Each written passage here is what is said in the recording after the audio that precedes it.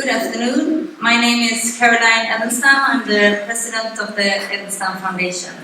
We're here today to have a public conversation regarding the Edelstam Prize Laureate 2024, Mr. Dawit Isaak, who received the prize because of his outstanding contributions and his exceptional courage within the defense of human rights and in standing up for freedom of expression. So I will talk about global responsibility and accountability today. And I will now leave the word to Ms. Elisabeth, who is Chairperson of the Support Committee of Dawit Isaak. I leave the floor to you, Elisabeth. Thank you. Hello everyone, I hope it's okay that we are sitting down, you are, and I would like to start by presenting our very panel, and I will start with Yirgalem Fisseha. She's a journalist from Eritrea originally. In 2009, you worked at a radio channel and went together with 30 other journalists you were arrested. You spent 6 years in prison and without, like Dawit Isaak and all other colleagues, without trial and without any indictment. In December, you managed to flee to Uganda. In December 2018, is that correct? March, sorry. And you started off as a resident for PEN journalists, writers in exile program. So I will present the others and then I will come back to you. And Isaak, I don't think he needs a lot of presentation. He's the younger brother of Dawit Isaak. He was the one who took the sole responsibility, I would say, in the beginning to try and raise the issue of the arrest of Dawit Isaak. And then we have, to represent civil society organizations, we have Maja Åberg. She's a long-standing member of Amnesty International. She's been working with Dawit Isaak's case for many, many years. And you are the advocacy officer of Amnesty International. So you deal a lot with the international organization, with the parliament, with the foreign ministry in Sweden and so on. And then we have Björn Tillbäck. I would say, apart from the family, the person in Sweden who knows most about Dawit Isaak's case. You are a journalist and you're also board member of Reporters Without Borders for many years, and you've been doing a lot, both internationally and also nationally, about the case of Dawit Isaak. And last but not least, we have Karin Olsson, who is the Deputy Chief Editor of Expressen. We will talk a bit about how slow media was to react. But once it got started, I would say that Expressen took the lead, and you've been doing amazing work, in my opinion, about this case. So now we'll start to ask a few questions to each and every of the panelists, and then there will be a discussion among you all. And you spent 6 years in prison. I know for those of you who were at the seminary yesterday, you heard a bit from Yirgalem about your time, but could you give us a bit of the circumstances surrounding why you were arrested, and also a little about the situation in prison and how you felt? I mean, was there any chance for you to communicate with the outer world or anything like that? So if you give us a brief introduction about what happened when you were arrested and when you got out of prison. Yeah, thank you for having me again.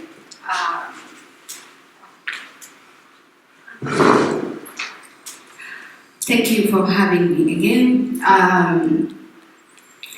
For the question, why I was in prison and why I fled, it's beyond my knowledge to answer this, but I can tell you that in the day I was other 5 friends and colleagues and I myself, the commander told us, we arrest you because we ordered to arrest you, We are letting you free because we are to do that. No question beyond that. So this is what I can share with you guys. The situation and the day we are arrested, I was working to the radio, educational radio owned by the Minister of Education, nothing with politics, just education for adults and entertainment programs. Can I ask you, was this the radio channel linked to the government, or was it because free media was? No, it's owned by the Minister of Education. Okay. Yeah. So it's for the government, but only educational and entertainment programs we were producing. So I worked 5 years, more than 5 years, with Radio Bana, and in February 2009, there was someone for meeting in the previous day, and we were in the corridor for just meeting of the staff, and we were not aware that we were surrounded by military. And then after 40 minutes, the soldiers got into our office and collected us and took us to the very known prison in Eritrea, Dawit. And other friends, writers, and journalists from Ministry of Information joined us in Dawit. And then I stayed for 3 months there with many other prisoners. And then after 3 months, they took me to Mysore, more harder and very known prison in Eritrea. So I spent the other 5 years and some months there. How were the conditions in the prison? As I tried to tell you guys yesterday, as I tried to explain about that, I always compare with the other very harder prisons, because I used to tell people that my family were very lucky because they knew that I was alive. So that having information or where about the prison people is privilege in Eritrea. It's almost privilege. So my family, my friends, they knew that I was alive because I admitted to the hospital many times after the torture made on me in the interrogation room. So I was admitted to the hospital. So this was privilege for me, admitting to the hospital, and my parents aware about my whereabouts was kind of privilege. But we were not allowed to be visited, we were not allowed to have pens, we were not allowed to know what's happening outside of our cell. So it's if you say even a word hi to another prisoner, takes you to punishment. So I know people who lost their voices because they couldn't communicate with others. They were isolated in a cell, so they lost their voices. I know people there. You said you were in isolation. Were you all the time in isolation cell, or were you together with other prisoners, even though you couldn't communicate with them? Yeah. The first 2 years I was in cell alone, but after the hard interrogation and some problems with my health, health issue, they put me together with a lady. She has same issue, health issue, so we were helping each other with her. So the first 2 years I was isolated. The next 4 years, months in hospital and months in the prison. So I was there, and And then after 6 years you were released, but it didn't go very well, did it? Can you tell us? It didn't go very well. You were released, but what happened then? Yeah, I released from prison. As I used to say, I was lucky that I was only 6 years in prison.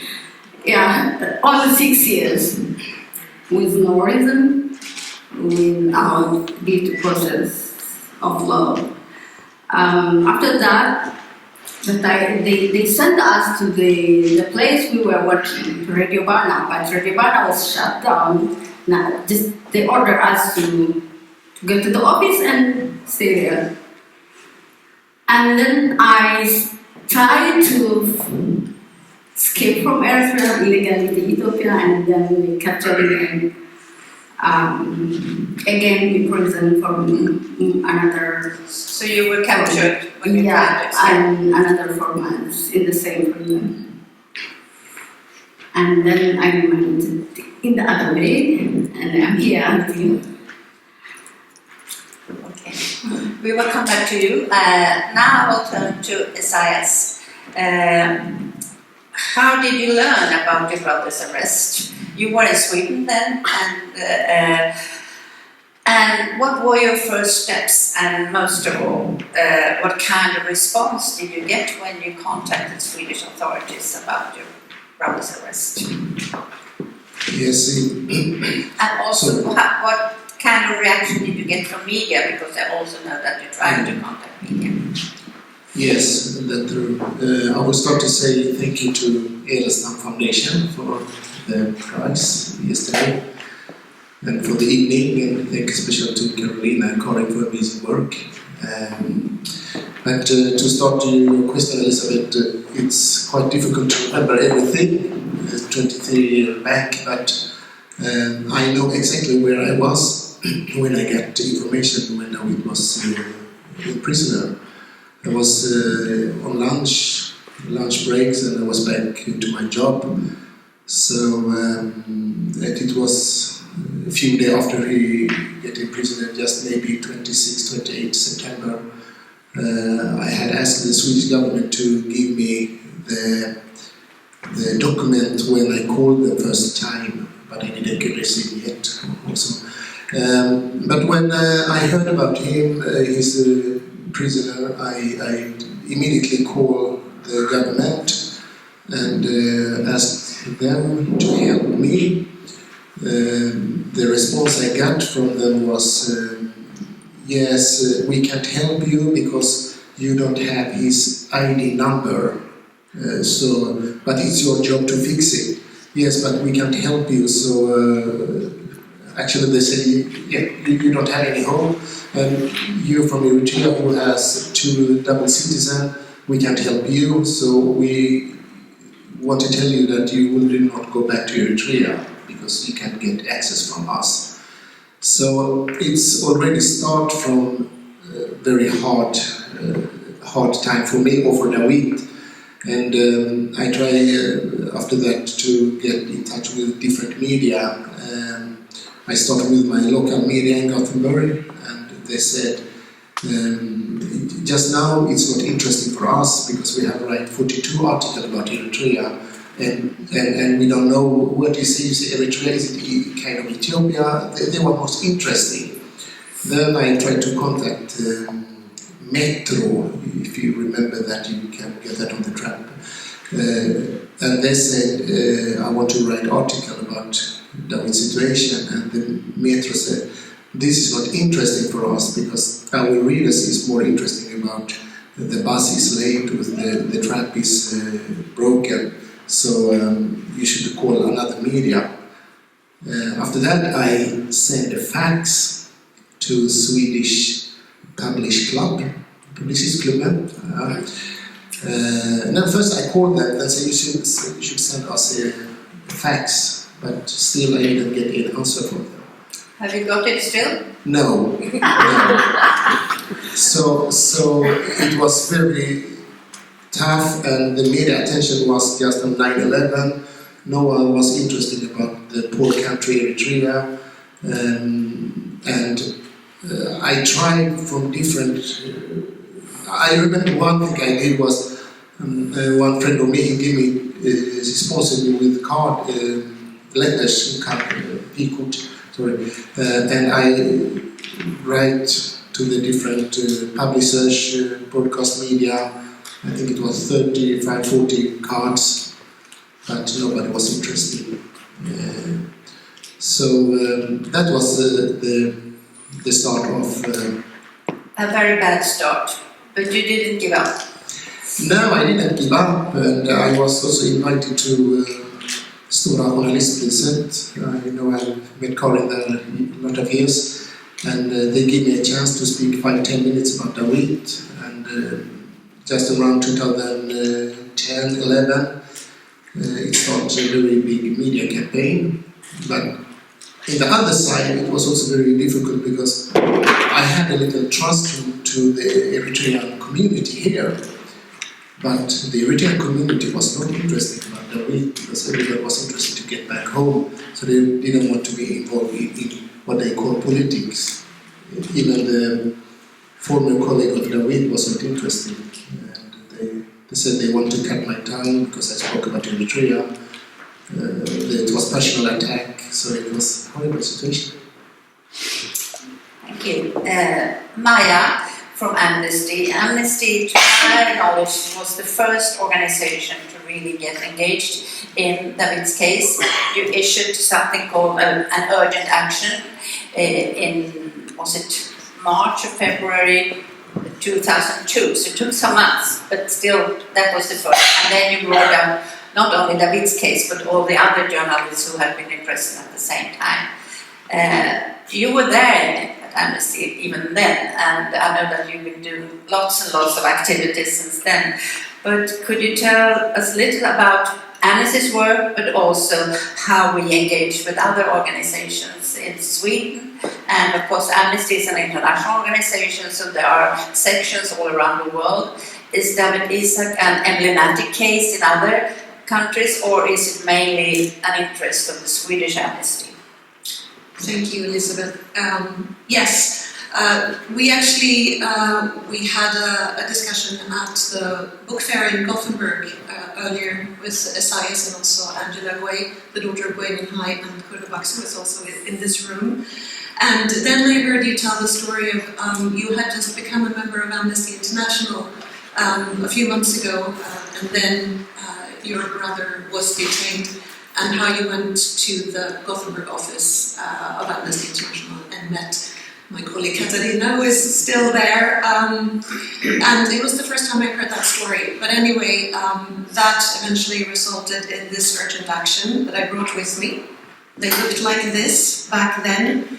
And an Amnesty Urgent Action, or Blixtaktion in Swedish, is an international way of getting all of Amnesty's international membership, but also anyone who wants to take action on a case. And often it's used when there is an immediate danger to the person or the people involved, having to do with maybe torture, unlawful arrests, disappearances. We talked about that before. Basically, it's not a disappearance, but it's when you don't know where the person is held. It can also be when there is a risk of execution, for example. And this is, it still happens, so anyone can go onto the Amnesty website to look for urgent actions if you want to get involved. So this was the first thing that Amnesty did as a global campaign for Dawit Isaak and the 10 colleagues and the 10 journalists that was on this first urgent action, including also Seon Sehaye, that I know also has ties to Sweden, and several others of the colleagues. Since then, Amnesty has made Dawit Isaak and the other journalists what we call individuals at risk cases, which is a way of letting Amnesty groups in all over the world work with the case for longer periods of time. And there are several Amnesty groups that are working on the Dawit Isaak's case. It was interesting, there was a group in Germany who contacted me actually before the 60th birthday of Dawit that we celebrated here in Sweden a while ago, and they were also planning to do things in Germany, which was really nice to hear. Since then, there's been a lot of different types of campaigning for Dawit and his colleagues, but also other prisoners of conscience in Eritrea, and also campaigns regarding human rights as such, all the different human rights violations that go on in the country. It can be different types of membership campaigns. It can be amnesty groups going to their local town square to collect signatures, to ask people to sign letters, to write to the embassy, but also different types of lobby and advocacy campaigns, talking to not just the Swedish Ministry of Foreign Affairs, but also other countries' ministries, and of course always asking the Eritrean authorities to release him. There's been a lot of activism going on through the years. I know one thing that we talked about when we talked ahead of this call was when we marked the 10th anniversary of the day of the detention.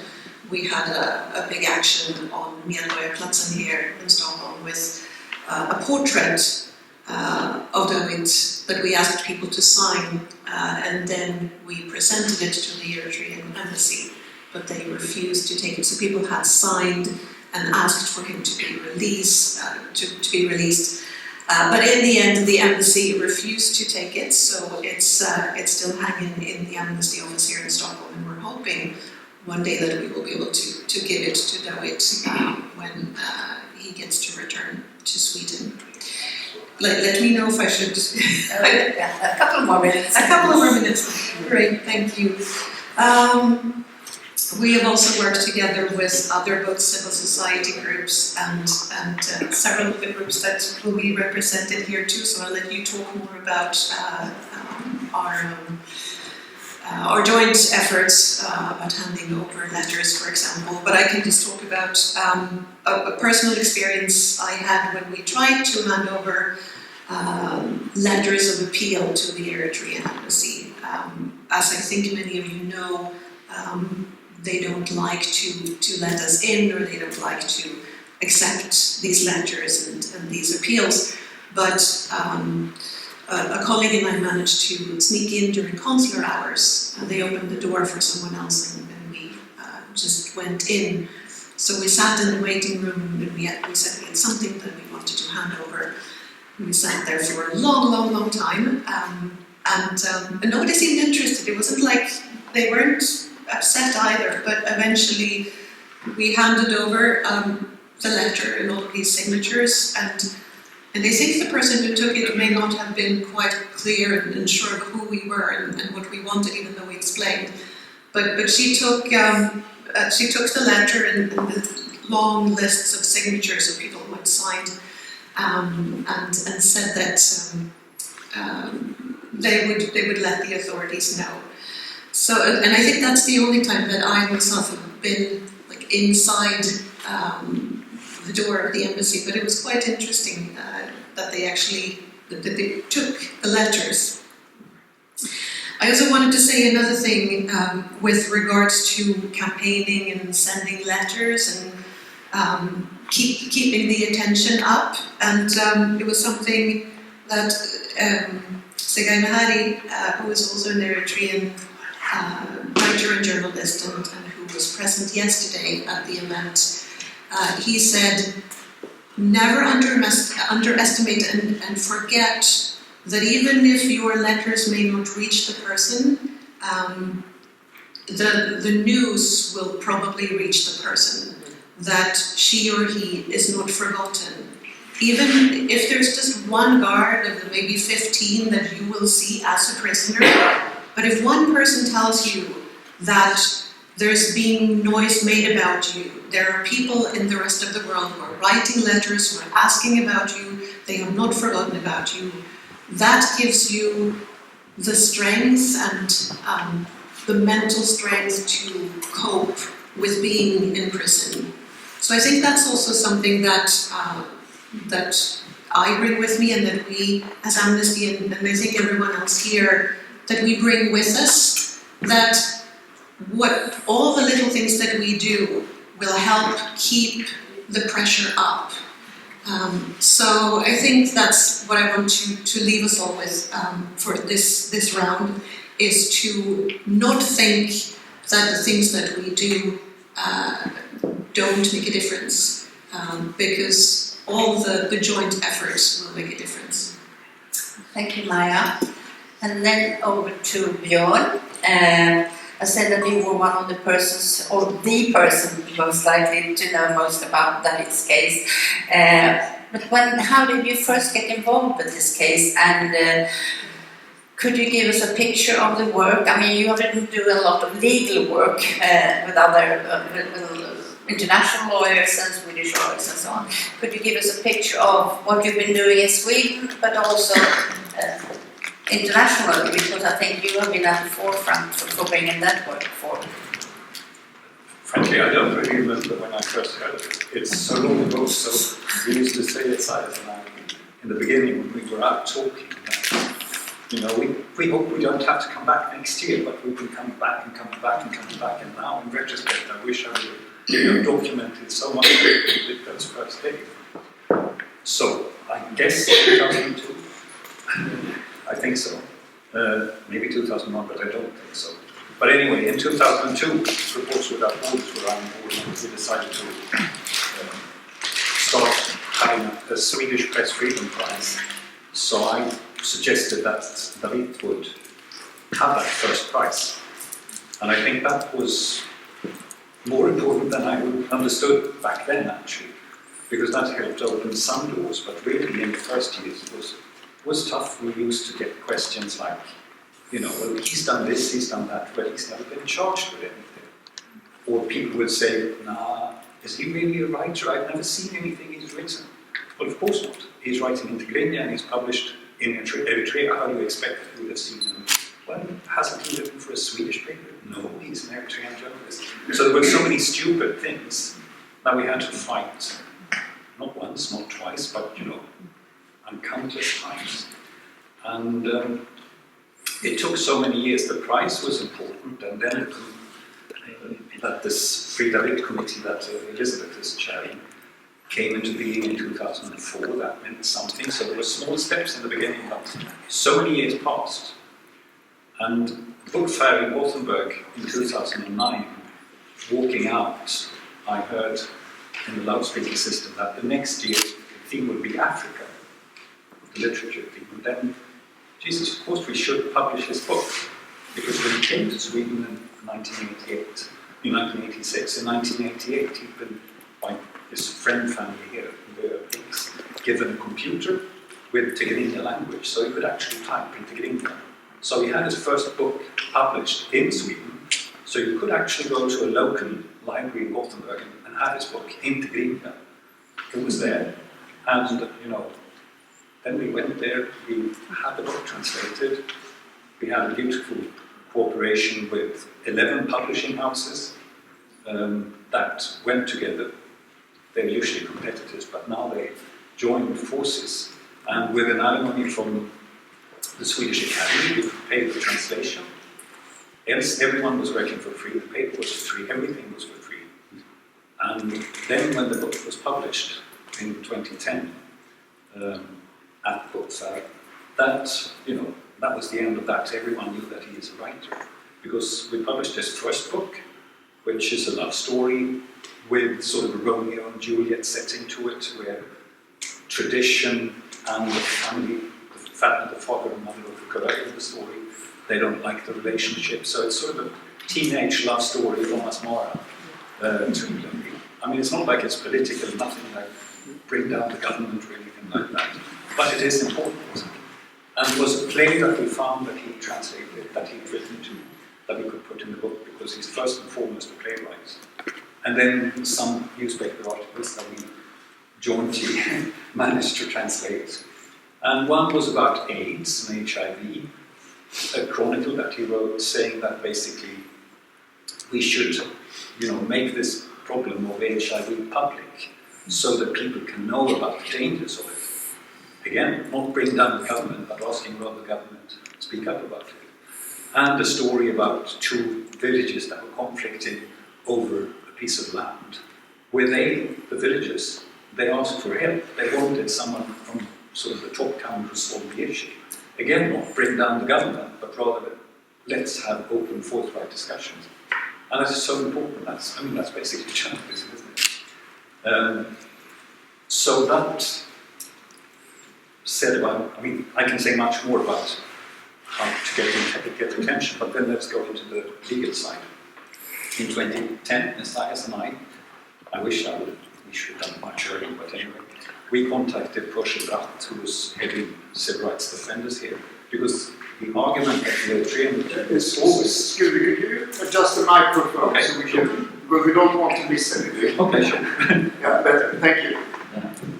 I've got glasses and my ears are not in the right place. Anyway, we contacted Elisabeth, who is a lawyer and a human rights lawyer, and said this argument that the Eritreans are using, saying, well, Sweden's got nothing to say because basically he's Eritrean to us, so we don't give a toss about what you do. That's an argument that's been coming back and coming back and coming back. So he wrote a legal opinion based on international law, based on cases in the European Court for Human Rights, etc., where there are cases where the country of Sweden, he being a citizen here, does not only have the right to speak to him, but has a duty to speak for him and to defend him. And that's very clear. So we went to the foreign ministry to give them a bit of a boost. We hoped. Then we went to the European Union, saw the President of the Parliament, his Chancellery, and we went to the European Commission and gave that legal opinion again, because he's also an EU citizen, so the EU has a right and a duty to speak up for him, which I think neither the Swedish government has done enough, nor the European Union has done enough. Then we got in touch with yet another lawyer through Percy, Jesus Alcala, who is very good at international law. He's never been in the forefront, but he's doing a lot of work back home where he's living. So he said we should contact the African Union and the African Commission on Human and People's Rights, which is a body that defends the African Charter on Human and People's Rights, just like the European Court does. And he said that we can go there. I'd never heard of him, I didn't know.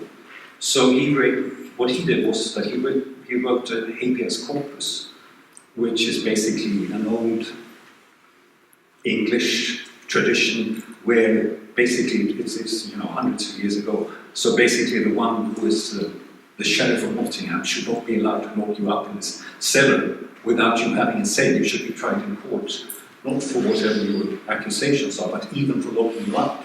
You should be able to check that with the court. So we sent this to the High Court in Asmara, and just like what you said before about Publicistro, they have never replied. They've never even admitted to getting this piece of paper. We know they were given it, because actually the European Commission helped us by giving up the same. So we know for sure that they have it. Then we could go to the African Commission. And that is a quite fantastic institution. When we came there, we've been there together. There are hundreds of people. There are ministers, there are ambassadors, there are people working for human rights in different ways, whether it's for the rights of farmers, or whether it's about the albino question, or whether it's about LGBT, or whether it's on poverty, or imprisonment, death penalty. All these issues are there, and everyone is going there. So you have people in fancy suits, you have people who walk there in their sandals only. And it's a quite interesting mix. And everyone is given a right to say about their country or about their issue. So we've been there numerous times. After Reports Without Borders in Sweden, we were accepted as observers, which gave us the right to speak. So we've been speaking and talking about this case. And what's interesting is that, okay, Eritrea is far off from here, but even among those people who are interested in human rights and who work for human rights on the continent, they come to you and say, Jesus, I didn't have any idea that it was so bad in Eritrea, because it's a far-off country, it's a small country in Africa, relatively speaking. And still, even there, it is not known how gruesome this regime is treating its population. Thanks to that, we were able to bring the issue there. Thanks to that, we also met with the Eritrean diplomats there. The first years, they were just totally rude. You couldn't really approach them. Aside as you tried talking to them, and when they understood who you were, they just sort of, you just cut off, didn't you? And then all of a sudden, a few days later, the guy I was used to, just being rudely treated. This guy came up and walks past me, and I just nodded to him. He said, "Hello, how are you?" All of a sudden, I was sort of, I've been rude, and then we stopped talking. So they changed in a way. They listened. We had a meeting several years ago, and possibly I got the explanation a few months later, because one of the guys, he said it was an Eritrean there who had been to prison too. And they sit there giving you the official line saying, no, this is not true. Well, I was there, I was actually locked in a hole in the ground. Well, that's not true really, they were saying. But after an hour or so of the meeting, the representative said, okay, I thought, okay, I believe you. And then we found out a few months later that this guy defected. So he left the diplomatic service of the European government. So possibly that's, he started shifting. And again, even though they said hello, they haven't changed. It is still locked up. So is Sigmund Sahaya, Löfgren, Löfgren, Tmesen Gabrielsus, and so many others.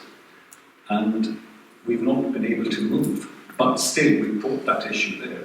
And then going back, I can go on very long, but I need to bring it to the Swedish whole round of ours. In 2014, there was a new law adopted by Parliament here, which for the first time included the legal concepts of genocide and crimes against humanity. It's not like it was possible to go murdering people unpunished here before, but those concepts were brought into Swedish law. So Jesus Alcala and Percy Platt and our legal coordinator in Paris, where Reporters Without Borders is based, or the headquarters, they wrote a complaint to the Swedish police, or the Swedish prosecution authority, saying that we think Dawit is being subject to crimes against humanity, torture, and forced disappearance, alternatively kidnapping. And we sent that to the Swedish police. That was in 2014, 10 years ago. And it didn't even take 10 working days for the first prosecutor to say, nah, this is nothing, we can't do anything, because Eritrea won't cooperate. We went to the second instance, the chief prosecutor, who came to the same conclusion. Then we actually contacted the Robert Kennedy Center in the United States, and they were sort of outraged about this, so they came to our help and made statements. And in the end, the prosecutor general then, Riksåklagaren, he wrote a very good decision for the first few pages. And then at the end he makes an about turn. But what is important, he says that we have reason to believe and suspect that Dawit is subject to crimes against humanity. We know, or we believe, that not only in his case, but also in the others, the responsibility for this is on the top level in Eritrea. This is something that can be investigated by Swedish police. Maybe not in the case of the president, because heads of state, that's a bit different. But we can also send, included in the complaint, several ministers, the special presidential advisor, and some other people. This sounded really good. But then in the end he says, he went to the Foreign Office here and asked them. Again, the legal system is independent of the government, or should be. And then he came to the conclusion, it was very clear to say that I came to the conclusion that if I want this crime to end, it's more important that they can go on with their negotiations for his liberty. They've been negotiating for 13 years then. And so there will be no investigation. I translated that, went to one of the top professors of human rights law in Africa. He was at the commission meeting, he read the paper and he said, don't you have an independent legal system in Sweden? That was his way of looking at it. We've done that some more times since. In 2020, a same complaint was signed by the former Minister for Justice in Canada, the former High Commissioner for Human Rights, and also a lawyer in the International Criminal Court, Navi Pillai from South Africa. It was signed by Counsel Kula, who used to be chairing the African Commission on Human and People's Rights. It was signed by Shirin Ebadi, the Iranian Nobel Peace Prize winner and lawyer. It was signed by several important legal minds from Europe too. Again, nothing. The Swedish prosecution authority even went a step back, saying that, well, it's so difficult to investigate because Eritrea won't cooperate. Oh, you only investigate crimes where the criminal sort of comes forward. So, what they have stopped themselves from doing, which makes me really angry, we have people who are willing to testify. The chairperson of the Security Council of the United Nations, their monitoring commission for the Eritrean was agreed to talk. The president of the African Commission was willing to talk to them, and there was a commission, a special commission by the Human Rights Council, which worked for several years. They have collected evidence specifically to help investigators in any country that would want to investigate crimes against humanity. In their final statement, they really said that any country that can investigate someone who is suspected of perpetrating crimes against humanity, because we know there are such crimes on a large scale, they said, going on in Eritrea, they should do so. And here is a piece of evidence that you can use. We can't go there, but a legal police or a prosecutor from Sweden could contact them, ask what is in there. So, without really doing anything, they say, it's just impossible. We went back this year, now 10 years after the first complaint, and then we pointed to the case of Hamid Nouri. You know, the guy who was the Iranian guy who was let out in exchange for some stuff. Oh, you were able to really look into that because Iran was cooperating with Sweden? No, Iran was of course not cooperating. So in other words, they've really proven themselves that what they're saying is not true. And yesterday, it was quite ironic. Yesterday, we got the letter to Reporters Without Borders. Yesterday, when we got the Edelstam Prize, we got a reply to the latest one saying that, nah, we can't investigate this because eventually there's nothing new in it. Just more that 10 years, well, more time has passed in prosecuting rights. Well, that was one of the main points of the latest complaint. We said that the only argument that the first time was used by the Prosecutor General not to investigate was that we must let the negotiations go on. So in this latest appeal we wrote 10 years down the road, after 23 years, we can't wait for the negotiations to give any result. So time was really crucial in this final complaint. And she just writes, well, nothing new, just time has passed. I think that is, no, I shan't say what I really think, but it's really outrageous, it's an affront. And I don't really know what to do. Thank you, Björn. We share your anger, I would say, at least in this panel. Karin, as I mentioned, it took a long time before media reacted, and I said that as well. But I will say that Express has been at the forefront when you got started. And I would like to know how come that you feel that this is such an important case to work. Maybe it's very simple answer, but still I would like to know that. I mean, you've been to so many manifestations. We've been outside the embassy, we've been outside many times. We have started different campaigns, we have had appeal letters, and you also had a huge campaign many years ago.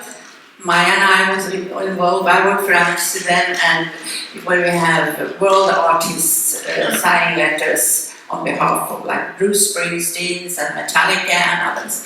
Could you tell us a bit about the work at Expressen and also why? Please. Yes, thank you, and thank you for the invitation to this panel. Well, I'd like to start with the beginning. As we heard here several times, Swedish media was very slow at the start, very, very slow. And I think, yes, it was a lot of things going on in the world, like 9/11 and whatnot. I can't remember, but there was a lot of news going on, as always. And I think that the editors felt okay. They didn't recognize this news with Dawit Isaak. They hadn't experienced it before, and I think they felt okay. That's his problem. This is not urgent for the majority of the Swedes. I think Sweden was very immature as a multicultural country back then. I think that's why they didn't perceive this as important news.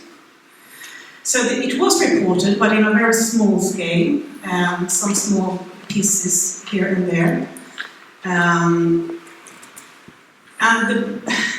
I think it wasn't until Expressen engaged in the story that it grew. Then many years had passed already. And it was the former editor-in-chief of Expressen, Thomas Mattsson. I don't think he was engaged in a very personal way. He felt that this is not right. Why are we not writing about Dawit Isaak?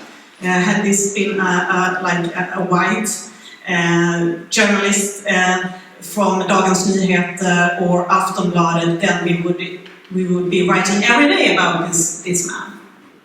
So I think this was very deeply felt for him, and he started a company. He made a special page on the Expressen website that was called Free Dawit, and it was updated all the time with news articles and initiatives.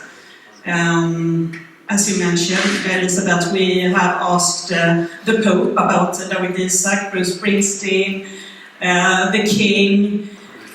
Everyone we could even think of could have some leverage and some impact in this case. Expressen initiated a campaign, an article written by the famous author Peter Englund, and member of the Swedish Academy. He wrote an article about Dawit Isaak. It was printed in 91 Swedish papers in one day. And I think that is the largest manifestation for freedom of speech we have seen in Sweden, actually. So Thomas Mattsson engaged editors all over the country, and I think the commitment of his and Expressen inspired a lot of other people to engage in the case too, and made it more well known. And still today, every day in the printed paper and in our website, we count the days that Dawit Isaak has been imprisoned. So it's updated every day. How many days he's been in prison? To remind the audience about this case and to remind ourselves about the case. This is important because freedom of speech is a core value for Expressen and also for the family that owns Expressen, the family of Bonnier. They have worked in the publishing industry in almost 200 years and have many times fought for freedom of speech in Sweden. So this is a core value of the company. And it should be a core value for every person in Sweden who feels that it's important with free journalism, that it's important with freedom of speech. And over the years, as you mentioned, Elisabeth, we have been engaged in so many campaigns. We have participated in manifestation. I have asked Dawit Isaak's daughter, Bethlehem Isaak, to write in Expressen. We have tried in every way we can to give some attention to the case. I think the last years, the energy in the campaign for Dawit Isaak has been a bit slower than before. That is something to reflect on. I think the Edelstam Prize has been more written about internationally than in Sweden. Why is that? So I think some of the energy from back in the days has been less strong. Thank you. Well, we've gone through a lot during these 23 years, and I think we should turn over to the present situation. What makes his case so difficult is, of course, that we don't have any proof of life. I mean, since there's no communication with the family, there's no communication with Swedish authorities, and we have no proof of life from Dawit himself. And despite thousands and thousands of letters, I mean, we have never received any response from these letters. And like all other colleagues who were arrested in September 2001, I mean, they have no legal representation, they are incommunicado. And of course, this is such an extreme breach of international law. I mean, to bring someone to a prison and let him be there for 23 years without any accusation, without an indictment, without trial.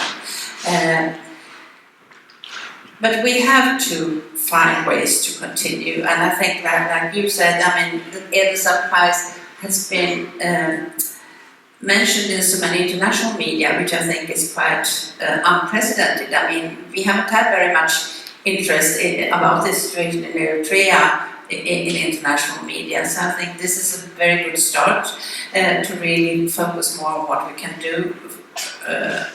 What I would like to know now is I mean, you don't have to take charts like this, but what options do we have to put pressure on Eritrea? We've tried so many different campaigns, and a bit slower sometimes, and then we pop up and do some big things again. And of course, I mean, there's a fatigue. I mean, I've been working on this case for many, many years, and I'm also the president of the Free Dawit committee, and I have to be very active, but I know many others are as well. But how can we find ways to put even more pressure on Eritrea? And also, what can we do from a Swedish point of view? I mean, there is criticism when it comes to how the Swedish government has reacted. We know that the reactions you got were absolutely terrible. I mean, they didn't even recognize that he was a Swedish citizen in the beginning. But that's history now.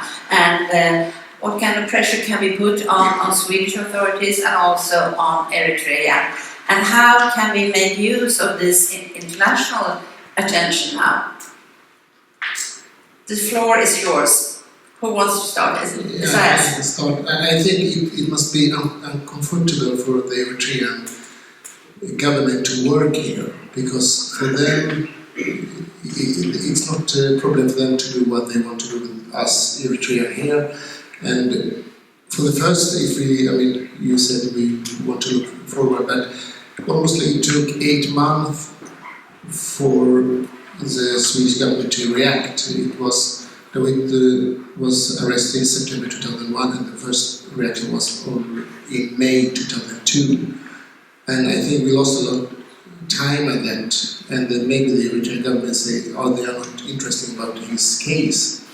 And still they didn't cost them anything to arrest Dawit. One could be to maybe say that the official of the Eritrean government should not have more in this area to walk and to do something. And also to look what the kind of activity they have here in Sweden with their different agents and like their festivals. But some of this maybe is also against the democracy, the freedom of the meeting and everything. So it's quite difficult, and sometimes I feel, I don't know, I have done a lot of things, and we'll see whether the panel have any new fresh idea maybe. Who wants to begin? Well, I'm thinking of it, so I mean, Yirgalem being here is a sign of that the European Union is much more effective than you have really been able to see, in the way that, okay, you have David's family here. But in Germany you have Anna Lasat's family, you could say. And you have the family of Sahaya, where the sister lives here, and her daughter has been doing an international campaign. But his family lives in France. So there are so many countries affected by this, but it's never come up to the surface really. That I think should be used. Then again, the European Union is what it is, and Italy used to be the colonial power of Eritrea, so they have sort of closer relationships. It could be used, but it could also be man-used, which I think it has been. So it's not an easy going, but to make the European Union move would really be something. And also in terms of our legal trials, I mean, you might think, why do they go on? Well, the hope was sort of to achieve a bit of this, which Isaiah mentioned, to make it more difficult for them. By the decision yesterday, you could say that the prosecution authority just said, good luck, go on breaking the law, violating the human rights of the Swedish citizen, nothing will happen. Because now they can come here. We would have wanted them to be a bit fearful of coming here, not knowing if they would be brought in for investigation, because the special advisor of the president has been here over the years, the Minister for Defense, the former Minister for Defense, Elisabeth, lives here in Stockholm, so we would come here privately sometimes. So there are chances, and you could also use the legal powers within the European Union. So that was sort of one of the ideas, but it seems to fail miserably. Yeah. Is it possible to ask questions? Could you stand up and get the microphone, please? No, I will get my point. Oh, Is it okay. possible to raise a legal case against the Swedish Authority of Justice for not investigating this case? Yes, we're thinking about that. That's Bringing Sweden to the Committee Against Torture for failure to act to protect the Swedish citizen from torture. That is one thing we're thinking of, but if you have any better ideas, please. Because I think it is a failure to protect one of its citizens. There are chances, there have been chances, and they're still not taking them. Maya?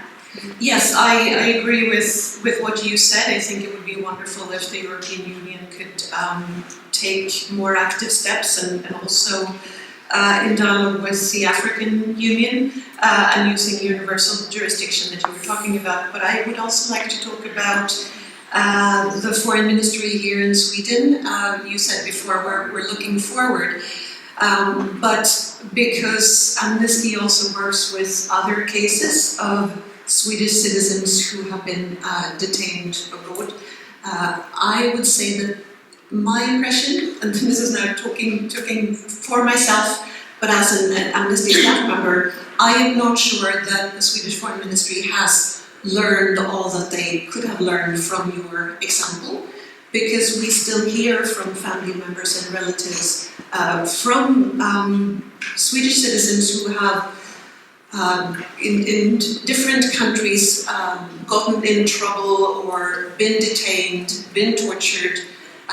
So I think one of the recommendations would be for the Swedish Foreign Ministry to pick up more of the learnings from what went wrong with regards to your brother, and to have a better communication and dialogue with family members and relatives. And it's not that it is the responsibility of the family members and relatives, because it is not. I know so many family members end up becoming these campaigners, and this was not what they had planned to do with their lives, and they're kind of forced into this activist role. But it is the duty of the foreign ministry, it is the duty of Sweden to do everything that they can. And with that comes, I think, the duty to listen and learn and have a close dialogue with these family members and relatives who know so much. They have often such vast knowledge of the situations. And I think this is something that is still not happening. I know in other countries, including the United States, there's been discussions of starting specific departments, specific groups within the foreign ministry that will have as its sole purpose to be a liaison and to work with family members and relatives of their citizens who have been imprisoned abroad. And I think this is something that increasingly we see that there is need for in Sweden, so that we do not repeat the mistakes that have happened here. I saw that you had your hand up. Bethlehem, Yes. The problem here is that the Swedish Foreign Ministry is advising the Swedish prosecution legal system. They're advising them to not have this, to not prosecute those Eritreans who are here in Sweden, who works for the Eritrean government. The problem is that the Swedish Foreign Ministry have their hands in everything. That's the biggest issue that I see. So what I see in this is that we have two governments, as I see it, working against us, because they have their own interests as well. Because many people, I think many people think that the Swedish Foreign Ministry is this naive Swedish humanitarian diplomats. But truly, when I actually also talk to other family members in the same situations, they're saying the same things.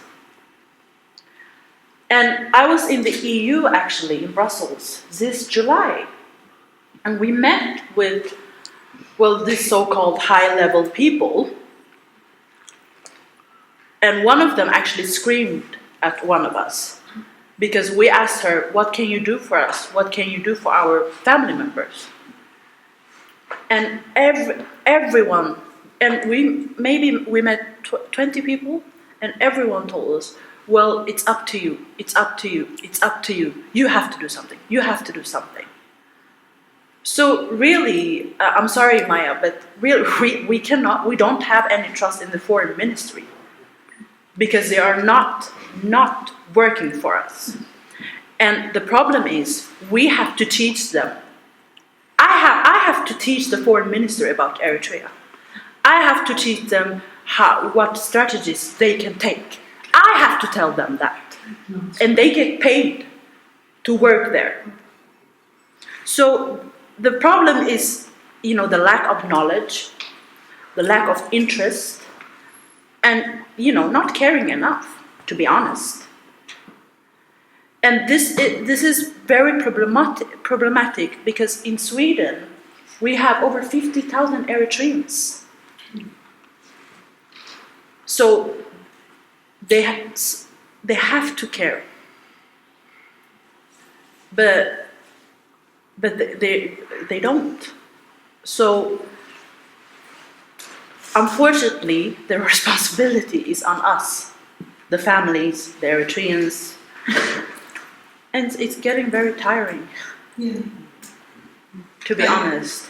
And it's not about, I don't want to be heard anymore. I want action. I want something to happen.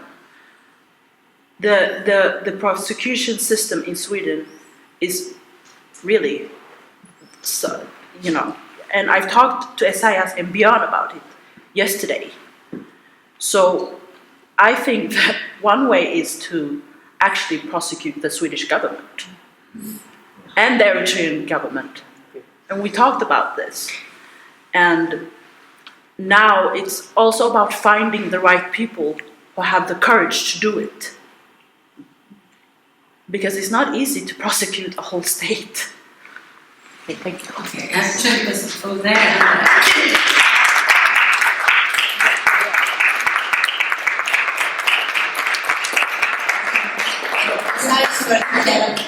Let's let Esaias comment and then I will give it the floor to you. I just have short message. I have also talked to the Swedish government and said that use us like we in Bethlehem. We know the culture. We have a lot of experience from our country. We know a lot of people like here, YouTubers and activists from Eritrea. We can use I say that he used us because we heard a lot of things was coming, direct information from Eritrea through the different YouTube channel, but most of the time they say, okay, we in the government, we don't work like that. So every time I spoke to them about that, I'm surprised because I don't understand why they don't use us more. Because sometimes when I say to them, have you heard about this and this? What we can hear from the YouTube channel. So the government officials in Sweden say, no, we don't heard about that. No, because you are not on the grassroots level.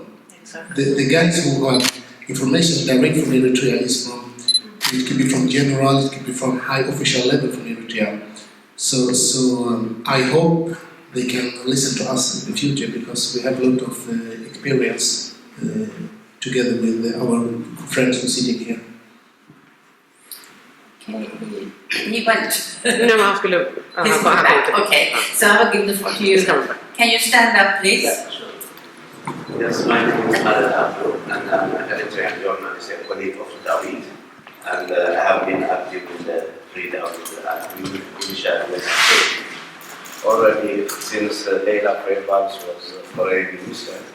We were addressing the way the case was handled was not in the proper way, because when we have dictators who tell their people that they are best, and then so suddenly because Dawit has a second passport that he will be alone free and the others will be kept in prison, is not practical. We know Sweden will be, like what is presented, obligated to ask about Dawit. It's okay.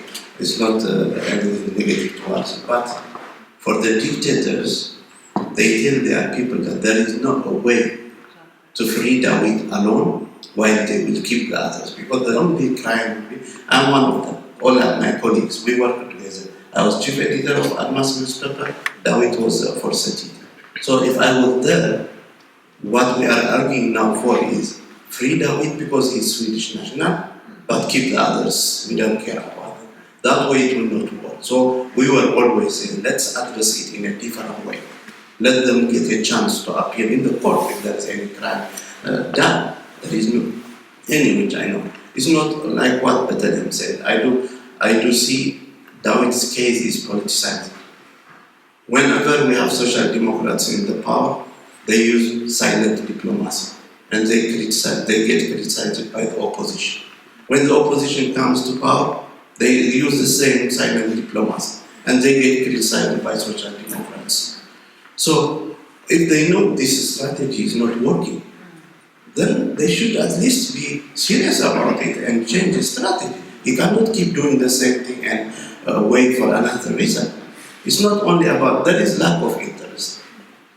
Why? Because a colleague of mine who was activist like me, even for Dawit's case, traveled from Sweden to Addis Ababa.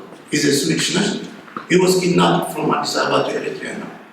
And foreign ministry is informing the parents, the family members to keep quiet because they are doing silent war when there is nothing being done.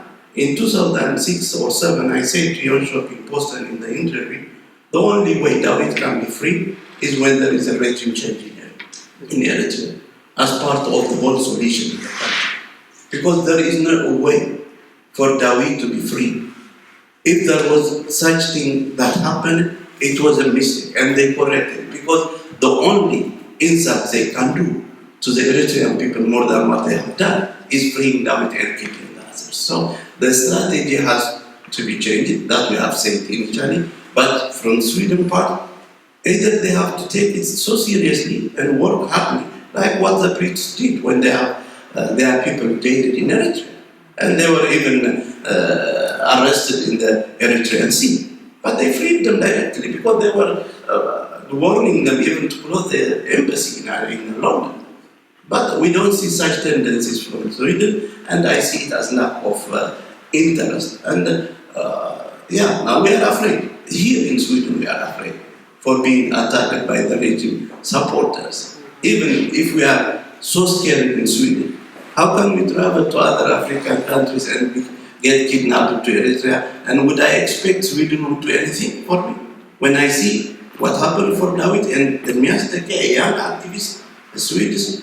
So I see like there is lack of interest, as Edelstam said, and 23 years.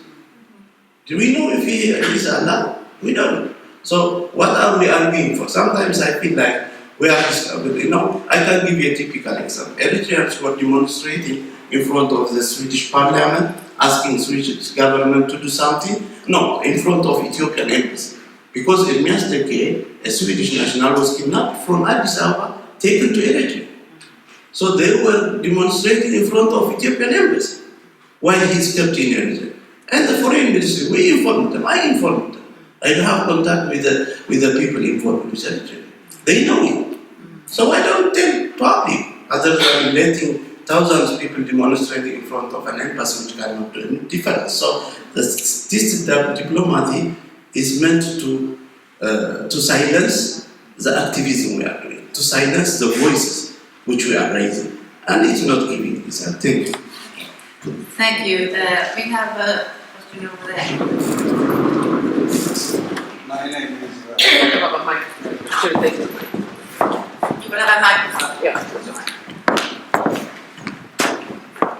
my name is Laureate. No, sir. Yes. And I was so impressed by what has been reported today. But then we are in Sweden with the absolute biggest heart in Europe for me. A home of democracy, humanitarianism, and peace, and a country that gave me a home when I lost mine, to myself and my compatriots.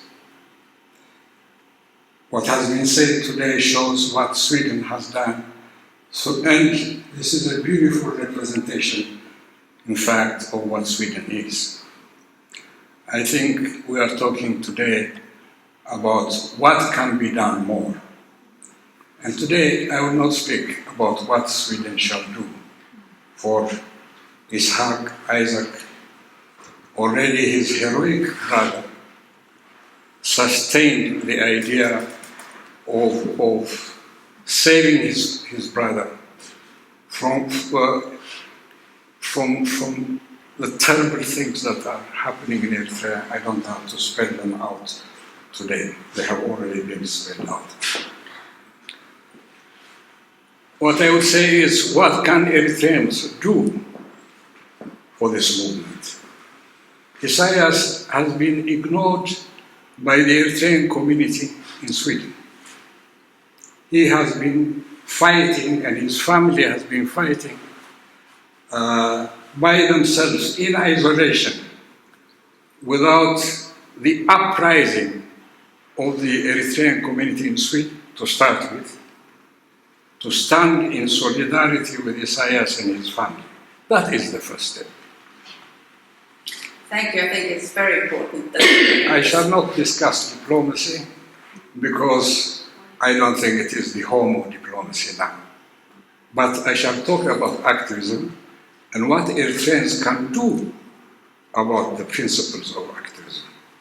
I myself promised that I shall write an article when I have the necessary information, and there are very competent journalists here who will be able to disseminate it to the Eritrean communities in the Eritrean diaspora. And by the way, I would like to add that my father was the first prime minister in Eritrea, the first elected one. And they have been leading the Eritrean revolution in competition with the present dictator for so many years. And the Eritrean opposition after Eritrea became independent.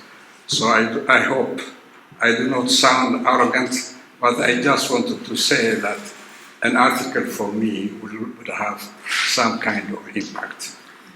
Thank you. We're looking forward to that. Thank you. The most important thing is that let's start with this article, and Mahari and Abdu and all other Eritreans in the diaspora focus on Isaak for at least 6 months. Focus. So that all governments, including our government here in Sweden, would give us an ear. Let us establish a committee, a delegation that can contact the Swedish government, because we are an electorate now. We are not invandrare only, we are perhaps new invandrare as they call us, but we have the right to vote. And political parties can court us. We must make people listen, because they needed to be voted into the parliament, let us not forget. And so, all right, today is not a day for speeches. Today is a day for solidarity with Isaias and his family, and these wonderful people who have told us what has been done so far for Isaac and family. And I'm proud to say that Sweden, probably now in the darkening periods, the clouds, is the only haven of free press, democracy, and the only country which takes care of its invandrare, as they call us, the new invandrare, properly as human beings, as long as we behave properly. Thank you very much. Thank you.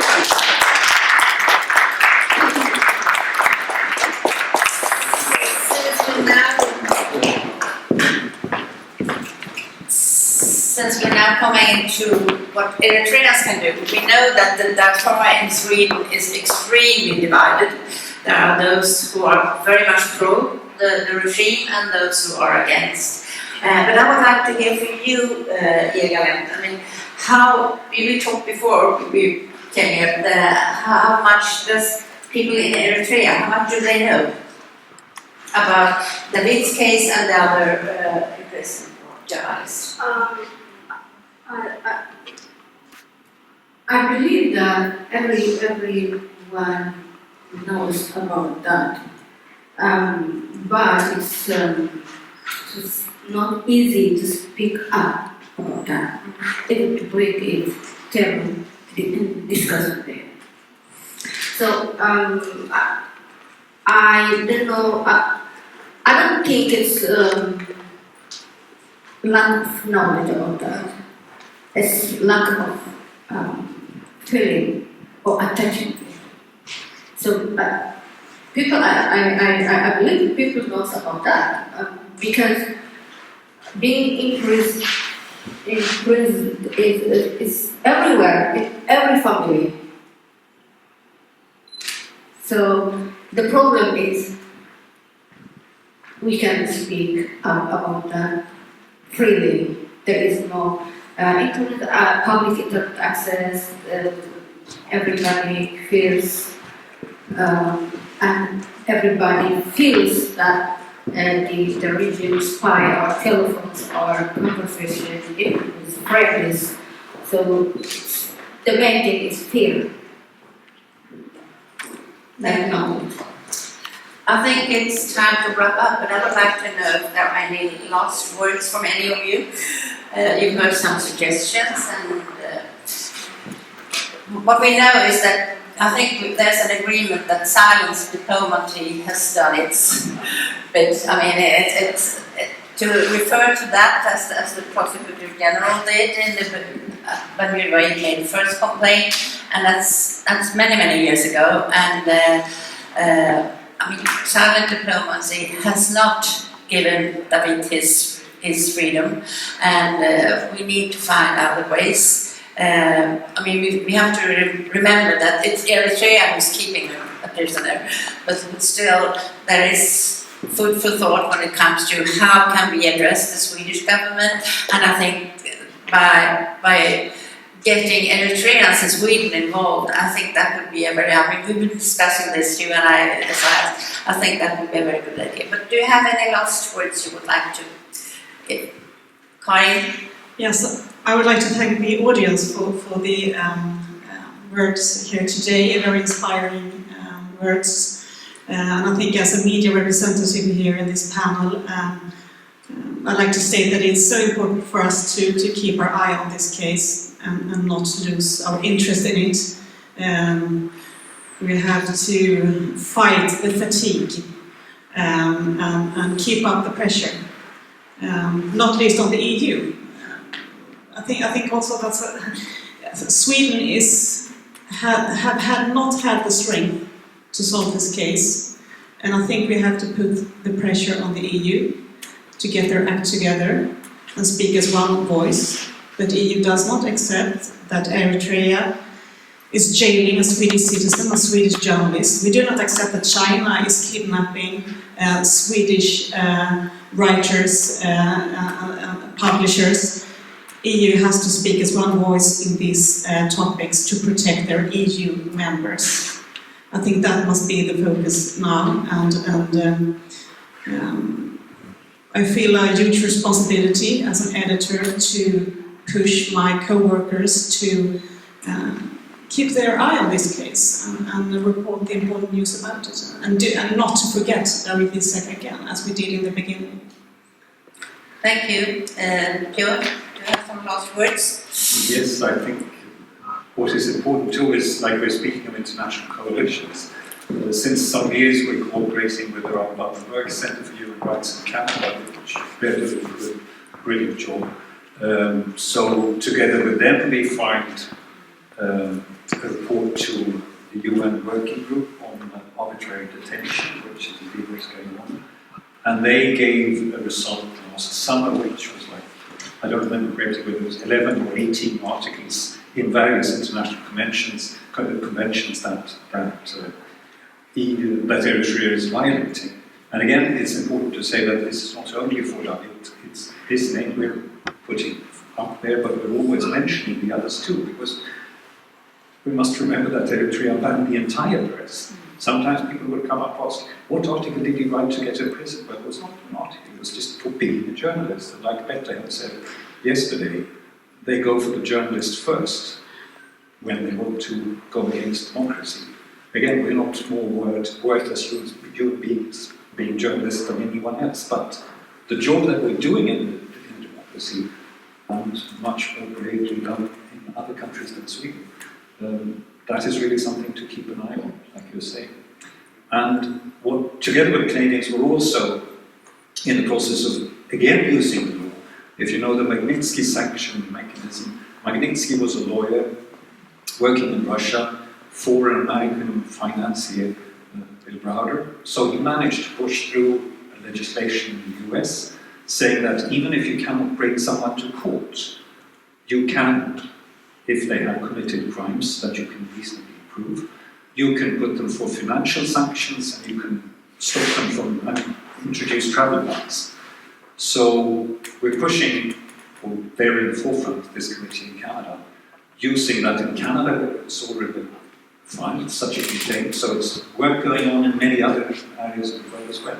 Again, to make it felt for the perpetrators, for the guys in power who are traveling around more or less freely, also collecting the money that they're collecting at the embassies through this voluntary tax that one is supposed to pay when visiting your embassy in Stockholm or wherever.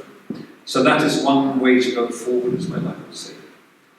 But as you usually say, we should find, well, not me personally, but a way into the Eritrean diaspora, because that would really make a difference to each other. Any last words, Maya or Isaiah? Maya would like to say a few words. Yes, quickly. I agree with so much of what you have said, and I think it's important that we keep on doing what we're doing. I don't think any of us mentioned the kind of co-working group that we have handing over letters where we bring up the case once a month and we take turns within the several of the panel participants here, but also lots of other Swedish associations that take times doing this. But I also would like to end with a quote from Peter Benenson, who was the person who founded Amnesty International, who used the old proverb, it's better to light a candle than to curse the darkness. And I think that's something that we can cling to just to help ourselves to stay working with things like this where it takes many, many, many years, but to not lose hope and not lose keeping our eyes on the target. And then lastly, I just also wanted to thank the Edelstam Foundation for giving Dawit this incredible prize, because it is obvious that it has raised a lot of very needed international attention. So thank you so much to the Edelstam Foundation for this. Isaias? Yes, what I want to see is more engaged, like Björn said, from the Eritrean diaspora, because we know our country, we know how this government works, how evil this government is. So, and we have also, I mean, most of the people has someone in Asmara or in country who can send information. So, I think just pressure from the Eritrean diaspora to the government directly. I think that is maybe a new way. How about you? Yeah, a few words. Yeah, I feel like Sweden is trying to communicate with a language the other side couldn't understand. So Sweden and the EU countries should learn from the experience, which didn't work. So they should change their language to speak with the region, to communicate with the region. This will be the last words, and I would like to thank you all very, very much, and I hope that you feel that you've learned a bit more, and at least you've got a very good history lesson from 23 years back. And thanks very much for very good questions and for coming here. Thank you.